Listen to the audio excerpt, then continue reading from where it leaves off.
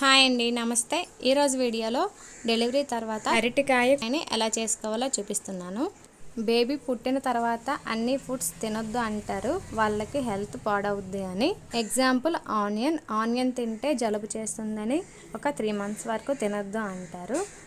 కాబట్టి ఆనియన్ లేకుండా ఈ కర్రీని సింపుల్గా ఎలా చేసుకోవాలో ఈ వీడియోలో చూపిస్తాను.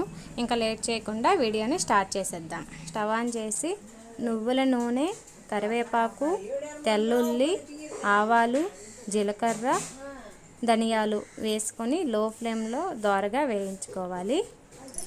నువ్వుల నూనె వేయడం వల్ల కుట్లు అనేవి వేగంగా మాడుతాయండి. అందుకే మంచి నూనె బదులుగా నువ్వుల నూనె యూజ్ చేస్తారు. తెల్లుల్లి వేగిన తర్వాత అరటికాయను వేసుకొని 1/2 గ్లాస్ వాటర్ని వేసి ఉడికించుకోవాలి. అరటికాయ ఉడికిన తర్వాత 1/4 teaspoon పసుపు, 1/2 teaspoon కారం, టేస్ట్కి తగ్గట్టు సాల్ట్ని వేసి లో ఫ్లేమ్లో 5 నిమిషాల పాటు ఉడికించుకుంటే మనకి కర్రీ రెడీ అయిపోయినట్టే.